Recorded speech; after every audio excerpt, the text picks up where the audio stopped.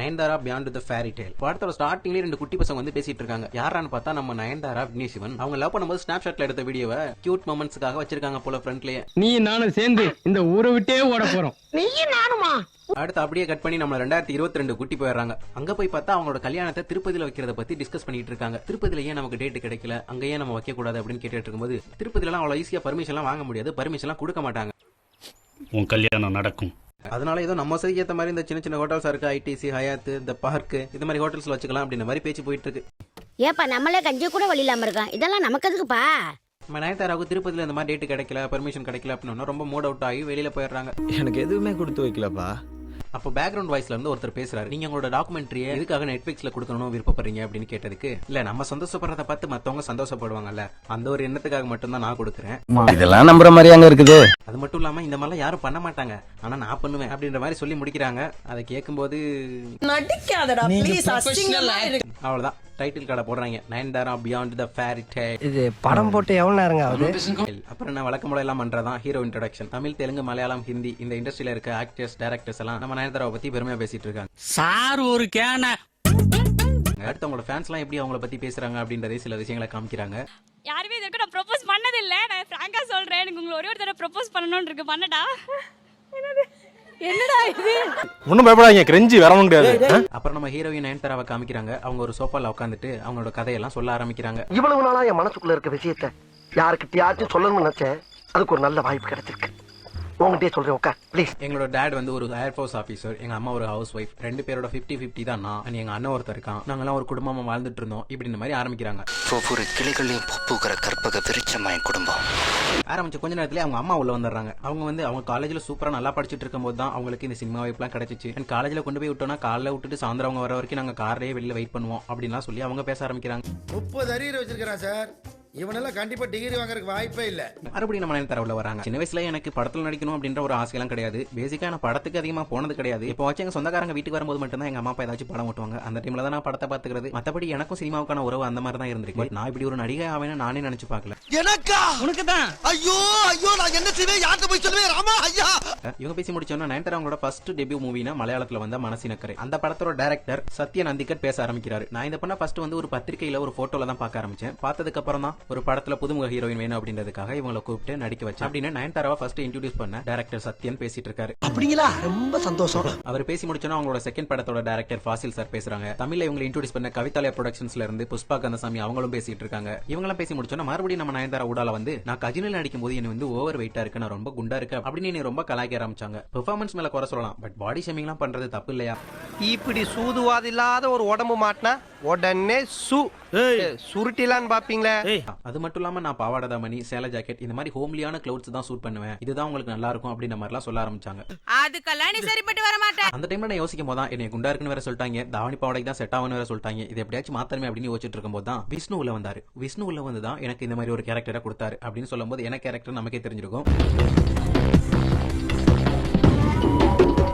பில்லா படத்துல வந்து ஷாஷா நயன்தாரா அந்த படத்துல ரொம்பவும் ஸ்லிம்மா ஃபிட்டா பிகினில வருவாங்க. அந்த டைம்ல அவங்கள குண்டா இருக்குன்னு சொன்னவங்களுக்கும் பாவாடை தாவணிக்கு தான் சூட் ஆவீங்க அப்படின்னு சொல்லவங்களுக்கும் செருப்படி மாதிரி இருந்திருக்காதா? அவங்களுக்கு எல்லாம் ஒரு சரியான பதில் கொடுத்தாங்க அந்த காஸ்டியூம் மூலமா.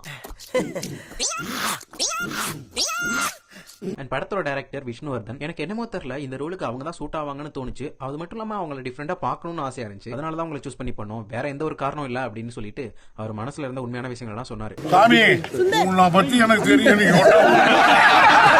இவங்க பேசிட்டு இருக்கும்போது ஊடால வந்துட்டு நம்ம round table anchor Bharadwaj Rangan சில பாயிண்ட்ஸ் அள்ளி தட்டி விட்டுட்டு போயிட்டு இருக்காரு.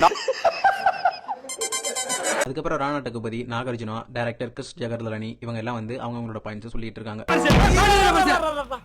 இப்படியே பேசிக்கிட்டே இருந்தா என்னடா அர்த்தம்? இப்பதான் நயன்தாரா அவங்களோட வாழ்க்கையில் நடந்த ஒரு முக்கியமான சம்பவத்தை பத்தி பேச ஆரம்பிக்கிறாங்க. என்ன அப்படின்னு பாத்தீங்கன்னா நம்ம சிம்பு அவங்களோட ரிலேஷன்ஷிப்ல இருந்த மேட்டர். இவன் நம்ம இன்னும் 10 நாள் இருக்குல, நான் பாத்துக்கிறேங்கற, நீ என்னமோ ஒண்ணே நம்பி தான் இருக்க, கை விட்டுறாதேங்கற. அவங்க ஸ்டார்ட் பண்ணும்போது நான் சிம்புவோட அப்படி இருந்தேன், லவ் பண்ண அப்படிலாம் சொல்லாம என்னோட ஃபர்ஸ்ட் ரிலேஷன்ஷிப் பாத்தீங்கன்னா ட்ரஸ்ட் பேஸ்டா தான் இருந்துச்சு. அதாவது ட்ரஸ்ட், நம்ம ஒருத்தவங்க மேல 100% நம்பிக்கை வைக்கிறோம், 100% லவ் கொடுக்கறோம்னா அவங்க நமக்கு திருப்பி கொடுக்கணும்ல. பட் அவங்க கிட்ட இருந்து எனக்கு அந்த மாதிரி வரல.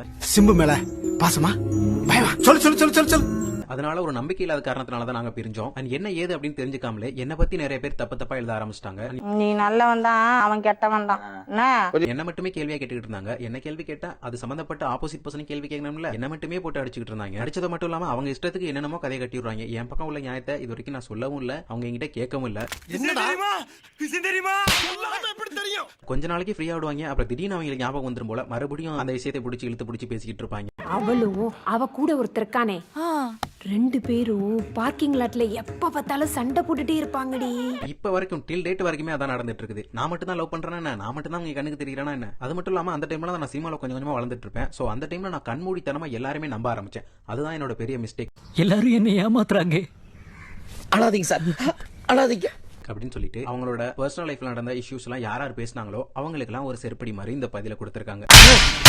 நீ கேட்ட ஒவ்வொரு கேள்வி என்ன செருப்பால் அடிச்ச மாதிரி இருக்குடா. அடுத்தது அவங்களோட செகண்ட் ரிலேஷன்ஷிப்பான பிரபுதேவா அவங்க கூட இருந்ததை பத்தி பேச ஆரம்பிக்கிறாங்க. இவன் எப்ப இவருக்கு முன்னாடி இவருக்கு பின்னாடி அவங்க கூட ரிலேஷன்ஷிப்ல இருக்கும்போது அந்த நபர் தான் என்னைய சினிமாவை விட்டு இதுக்கப்புறம் நீ நடிக்க வேணாம் அப்படின்னு சொல்லி என்னை நிப்பாட்டினாங்க. இது வந்து என்னோட சாய்ஸ் கிடையாது, நான் அதை விரும்பவும் இல்லை. இன்னொரு சாய்ஸ் கூட அவர் எனக்கு கொடுக்கல. புருஷங்காரன் சிந்திக்கணும், பொண்டாட்டிங்கிறவாத ஃபாலோ பண்ணணும், புரியுதா? ஸ்ரீ ராமராஜ்யம் படம், அந்த படத்தோட நிப்பாட்ட சொன்னாங்க. அந்த படம் தான் எனக்கு லாஸ்ட் படமா இருந்துச்சு. அண்ட் அந்த படத்துல நடிக்கிறதுக்குமே நிறைய எதிர்ப்புகள்லாம் வந்துச்சு. பிகாஸ் ஆஃப் பில்லா படத்துல நான் பிகினி போட்டு நடிச்சிட்டு இந்த படத்துல சீதா கேரக்டர்ல நடிக்கவும் மக்கள்லாம் ரொம்ப எதிர்ப்பு தெரிவிச்சாங்க. இருந்தாலுமே இந்த படத்துல நான் நடிச்சு முடிச்சிட்டு ஸ்டாப் பண்ணிட்டேன். அதுக்கப்புறம் அவங்களுக்கு பிரபுதேவாவுக்கும் எப்படி பிரேக்கப் ஆனிச்சு அந்த மாதிரி இஷ்யூஸ் எல்லாம் பத்தி பேசாம விஷயம் என்னை வந்து ரொம்ப மனசோட வச்சிச்சு அப்படின்னு சொல்லிட்டு அவங்க கிட்ட இருந்து பிரேக்கப் ஆனதை அப்படியே மைல்டா முடிச்சிட்டாங்க. அதுக்கப்புறம் சொல்ல போறதான் ஒரு ஹீரோய்க்கான மொமெண்ட். நம்ம வாழ்க்கையில ஒரு தவறான முடிவை எடுத்துட்டோம்னா, இல்ல ஒருத்தவங்களால நம்ம தவறான முடிவுக்கு தள்ளப்பட்டு அதுல இருந்து நம்ம மனசு உடைஞ்சு போயிட்டோம்னா, மறுபடியும் நம்ம எழுந்து வந்து அவங்களுக்கு ஒரு செருப்படி மாதிரி ஒரு பதில கொடுத்து எதுக்கடா இவளை மிஸ் பண்ணிட்டோம், எதுக்கடா இவளுக்கு இந்த மாதிரி விஷயங்கள்லாம் நம்ம செஞ்சோம் அப்படின்னு சொல்லிட்டு அவங்க முன்னாடி வாழ்ந்து காட்டணும் அப்படின்லாம் பேசிட்டு ஒன்னு கீழே விழுந்தா அதோட லைஃப் முடிஞ்சிரும், இல்லனா எதிர்த்து நின்று போராடணும் அப்படின்னு சொல்லி டைலாக் முடிப்பாங்க. உடனே நயன்தாராவுக்கு லேடி சூப்பர் ஸ்டார் அப்படின்னு சொல்லிட்டு ஒரு பில்டப் சாங் வச்சிருப்பாங்க.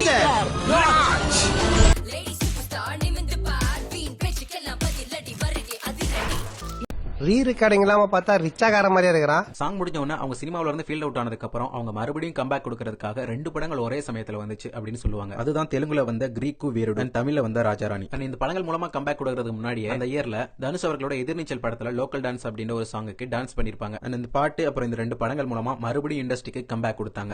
எனக்கு எண்டே கிடையாதுடா. ராஜாராணி படத்தை பத்தி நம்ம அட்லி அவர்கள் 2-3 வார்த்தைகள் பேசிட்டு இருப்பாரு. அடுத்து கோலமாவு கோகிலாவுக்கு போயிருவாங்க. நம்ம round table anchor Bharadwaj Rangan வந்து பேசிட்டு இருப்பாரு. அவனை அனுப்பாதீங்க, எரிச்சல் வருது. இல்ல இல்ல, ஒரு ஹீரோயின் லீட் ரோல்ல ஒரு படத்துல நடிக்கிறாங்கன்னா ஒரு ஃபேமிலி சப்ஜெக்டா இருந்தா அது நல்லா இருக்கும், மக்கள் எதிர்பார்ப்பாங்க. பட் போதைப் பொருள் கடத்துறதையே ஒரு மெயின் கான்செப்டா வச்சுக்கிட்டு போதைப் பொருள் கடத்துறதே காமிக்கான விஷயத்துல சொல்லி மக்கள் எல்லாமே அந்த படத்தை ரசிச்சு அந்த படம் ஹிட் ஆனதை நினைச்சா இப்போ வரைக்கும் நம்ப முடியல அப்படின்ற மாதிரி சொல்லிட்டு இருப்பாரு. என்னத்தையாவது பேசிக்கிட்டு இருப்பா. அந்த படத்தோட டைரக்டர் நெல்சன் வந்து சில வார்த்தைகள் பேசுறாரு. ஆக்ட்ரஸ் தமன்னாவும் அவங்கள பத்தி சில வார்த்தைகள் பேசிட்டு இருக்காங்க. பேசதான் சார் வந்திருக்கோம். நம்ம படம் ஆரம்பிச்சு பல நிமிஷங்களை கடந்து போயிட்டு இருக்குது. உங்களோட புருஷன் சொல்லிட்டு ஒருத்தர் இருப்பாரு, அவரை காணவே அப்படின்னு பாத்துக்கிட்டு இருக்கும் போது இப்ப வந்துருவாங்க, பார்த்து பேசி அனுப்பி கொடுங்க. 38வது நிமிஷத்துல வர்றாரு விக்னேஷ் சிவன். ஸ்டார்டிங்ல நயன்தாரா திருப்பதியில நடத்த முடியாது அப்படின்னு சொன்னோன்னா அப்செட் ஆயிட்டு வெளியில வருவாங்க தெரியுங்களா, அவங்க போயிட்டு ஒரு பெஞ்சில் உட்காந்துருப்பாங்க. சோ 40வது நிமிஷத்துல வர்ற விக்னேஷ் சிவன் மறுபடியும் அவங்கள்ட்ட வந்து ஆறுதல் படுத்துற மாதிரி சில வார்த்தைகள் பேசுறதுக்காக அந்த சீனுக்குள்ள உள்ள வர்ற மாதிரி வச்சிருப்பாங்க. வந்தவரு நாம ஒரு விஷயம் செய்யணும்னு நினைச்சா என்னைக்கு அது ஈஸியா முடிஞ்சிருக்கு, ஏதாச்சும் சாப்பிட போகணும்னு நினைச்சா கூட அது ஈஸியா நடந்துருமா, டைம் எடுக்கும், டைம் எடுத்து நடப்போம், எல்லாம் பாத்துக்கலாம் அப்படின்ற மாதிரி சொல்லி ஆறுதல் படுத்துறாரு. கவலைப்படாத வடிவேலு, நாம கொடுத்து வச்சது அவ்வளவுதான். இப்போ நயன்தாரா அவங்களோட வாழ்க்கை வரலாறு எஸ்டிடி பூத்துல இருந்து வெளியில வந்து இவங்களோட லவ் ஸ்டோரிக்குள்ள நுழையுது கதை. இப்பதான் பிரைட் ஆரம்பிக்கலாம். பட் அதை பார்ட்டுல பார்ப்போம். சருத்தே